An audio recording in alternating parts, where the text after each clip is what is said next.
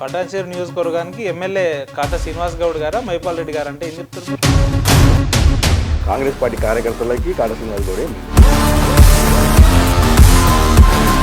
ఆవేశపడుతున్నాం, ఒకసారి మళ్ళీ చెప్తే బాగుంటుంది. కాటా శ్రీనివాస్ గౌడే ఎమ్మెల్యే, కాటా శ్రీనివాస్ గౌడే ఎమ్మెల్యే.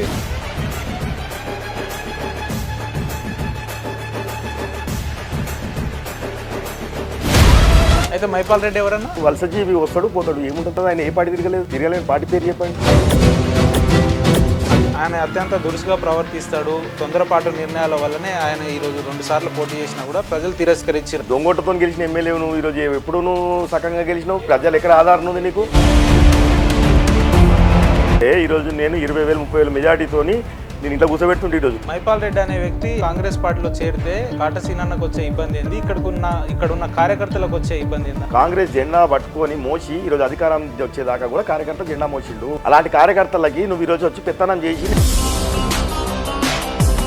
ఏదన్నా చేయాలంటే మీకు ఇన్ఫర్మేషన్ కావాలా అంటే మాకు కోఆర్డినేషన్ చేయరా? అదంతెందుకు నువ్వు కాంగ్రెస్ పార్టీయే కాదు, కాంగ్రెస్ పార్టీ కౌన్సిలర్లో మాజీ ఎంపీటీస్లో వాళ్ళ గురించి చెప్పే పరిస్థితి లేదు కదా. గెలిచిన ఎమ్మెల్యే మీద పెత్తనం చెలాయించాలనే ఆలోచన సీనన్నకు రావడం ఇది కొంతవరకు ఇబ్బంది కలిగే పరిస్థితులు. పెత్తనం అంటే ఏం పెత్తనం? మాకు కూడా ఇన్విటేషన్లు ఉండాలి, శిలాపలకాల మీద మా పేర్లు కూడా ఉండాలి.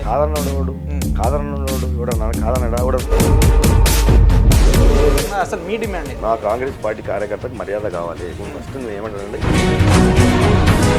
స్థానిక ఎమ్మెల్యే దొంగ, ల్యాండ్ గ్రాబరు, ఆయన అవసరాల కోసం అనేకమైన పార్టీలు మారిండు అని చెప్తున్నారు కదా. ఈ రకమైన వ్యక్తులను ఎందుకు వాళ్ళు దశాబ్దాల కాలం నుంచి గెలిపిస్తున్నారు? మంచి వ్యక్తి అయిన కాటా శ్రీనివాస్ గారిని ప్రజలు ఎందుకు తిరస్కరిస్తారు?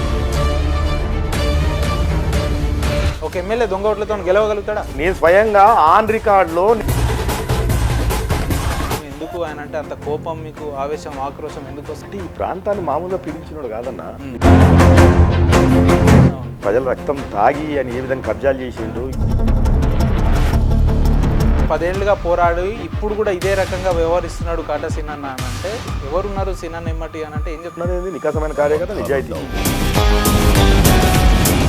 ఆస్తులు అమ్ముకొని రాజకీయాలు చేసిన 4 గుండాలను పంపించిండు కార్యాలయం ముందు. పక్క కాటా శ్రీనివాసే ఉన్నాడు, ఆయననే పంపించిండు. ఈ రకమైన నిర్ణయాలకు మీరేమైనా తలొగ్గే ప్రసక్తి ఉందా? ఎక్కడ తగ్గేదేం లేదు. అది తప్పెందుకైతుందన్న?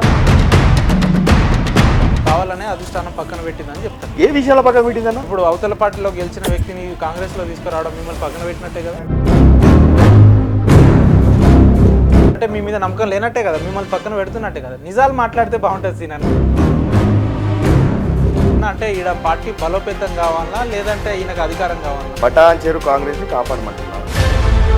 పార్టీ బలోపేతం కావాలా అధికారం కావాలి? నువ్వు చక్కగా కండవేసుకొని జెండా పట్టుకోలేనోడివి, కాంగ్రెస్ పార్టీని చెప్పలేనోడివి, నువ్వు ఎందుకు అంటున్నావు? నీ వల్ల ఏమిపోయావు?